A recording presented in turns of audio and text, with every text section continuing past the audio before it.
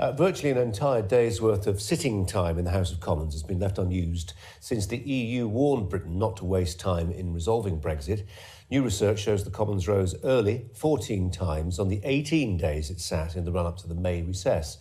The EU Council President, Donald Tusk, warned MPs about wasting time after the UK was granted a Brexit extension until the end of October. Well, joining us now is Joe Marshall, who's a researcher at the Institute for Government, to talk about this. Joe, welcome to you. 18 sitting days rose early on 14, but actually went over time on a couple of days. That's just how it goes. Yes, well, I think the main thing to put all of this in context is a minority government was always going to find it very hard to pass business through Parliament. It always has to think very carefully both about what it tries to get through, because it's going to have to negotiate with other parties, and when it does introduce legislation or business, it will face lots of challenges. It might have to make concessions or delays. Might have to think carefully about what it can and can't make do with. And what we've seen over the course of this parliamentary session is that those sort of minority government problems worsened because of the divisions in the Conservative Party over Brexit, which means the government's had to be negotiating on two fronts, both with its own backbenchers and with the opposition. And we've seen in recent months, as the sort of impasse over Brexit has come to a head and the Prime Minister's authority has weakened, but really the government is losing any energy and appetite to introduce any sort of parliamentary business which might disrupt its Brexit outcome even further. Joe, is that emphatically happening? I mean, you can see why the appetite to endlessly ventilate Brexit may mean that actually you just can't keep on repeating the same arguments endlessly. But actually, in terms of a domestic agenda, I mean, you know, it's an awful long time since the last legislative programme was laid out in the Queen's speech. I think, what is it? The summer of 2017.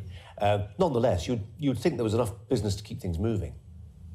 Yes, and to be fair, when you look at the rate of legislation and the amount of sort of primary acts of Parliament that have been passed in this session, it's not that far off the rate we'd expect, and we saw in the last parliamentary session from 2016 to 17. What's really different about this session is the scope of what the government's been able to achieve. So it's really, outside of Brexit, had to focus on the core pieces of legislation it needs to raise taxes, on bits of legislation to deal with Northern Ireland and the lack of the executive there, and on some very specific bits of policy where it can find a consensus, things like tenants' fees or misuse of lasers, very specific, important policy areas, but not the same sort of sweeping things that you'd normally expect a government to be trying to do. There's a danger here of confusing quality with quantity, isn't there? I mean, for instance, on the Brexit business, if a way of resolving the impasse was miraculously discovered, or if there was some significant shift in parliamentary arithmetic, for instance, a new approach from the DUP, then things could move very, very quickly.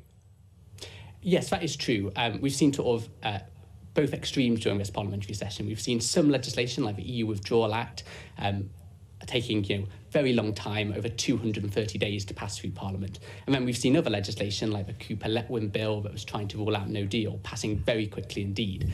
And so yes, if the parliamentary arithmetic changes, it will unlock avenues for a new Conservative leader.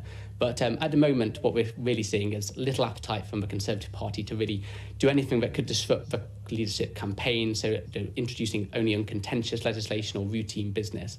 And a new Conservative leader, a new Prime Minister might try again, might close this parliamentary session, have a new Queen's speech and set out a new programme of legislation. But unless the arithmetic changes in some way, they're going to face the same hurdles. And unless there's a general election, that doesn't look set to change anytime soon. And there's nothing, Joe, that the Speaker can do in all this. I mean, if those green benches have been used inefficiently, if I can put it that way, is there anything the Speaker can do to change that?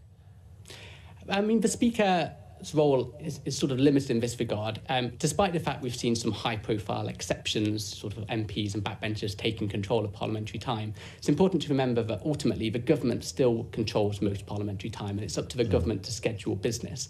And there are some things that MPs can bring forward applications for urgent questions or emergency debates on important topics that the Speaker can allow, but ultimately In terms of bringing forward legislation, in terms of bringing forward lots of parliamentary business, it's normally in the government's gift. Of course, we've heard debate recently about whether or not there are ways that Parliament could, MPs could step in to try and stop no deal or prevent the government acting in certain ways. Many of those avenues have now closed. It's possible that the Speaker might try and think creatively with the rules, but there isn't really a clear way through for Parliament to sort of act if a government is unwilling to bring forward business. Joe Marshall, thanks a lot. Thank you very much.